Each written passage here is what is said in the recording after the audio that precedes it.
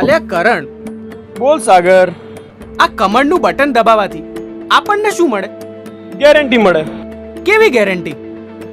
ભાઈ એ ગેરંટી કે દેશમાં કોઈ પણ ગરીબ પરિવાર ભૂખ્યું નહીં ઊંઘે. અચ્છા, ગંભીર બીમારીની સારવાર મફત મળશે, દવાઓ સસ્તી રહેશે, જિંદગી નહીં.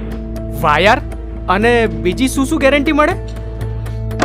ભાઈ કાશ્મીર હોય કે કન્યાકુમારી, ગુજરાત હોય કે અરુણાચલ પ્રદેશ, સૌ માટે કાયદાઓ સમાન રહેશે.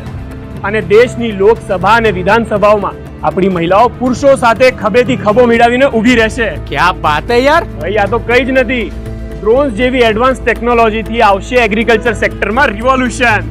અને ભાઈ મેં તો એ પણ સાંભળ્યું છે કે ખેડૂતોને જરૂરી માહિતી મળે ને એના માટે સ્પેશિયલ સેટેલાઇટ પણ લોન્ચ કરવાના છે. ખાસ તો અને આપણા જેવા યંગસ્ટરને શું મળશે? શું મળશે? ભાઈ સ્કિલ સાથે સક્ષમ થવાની તક અને એમ્પ્લોયમેન્ટ ઓપોર્ચ્યુનિટીઝ પણ. ક્યા વાત હે યાર. ભાઈ આ વખતના સંકલ્પ પત્રમાં દરેક સેક્ટરના વિકાસ માટે કેટલા સંકલ્પો લેવાયા છે. સુપર થી પણ ઉપર. ભાઈ આ માત્ર સંકલ્પ નથી, આ છે મોદીની ગેરંટી. અને મોદીની ગેરંટી એટલે ગેરંટી પૂરી થવાની પણ ગેરંટી. વાહ યાર. આ વખતે જોજે થર્ડ ટર્મમાં કમળનું કમાલ.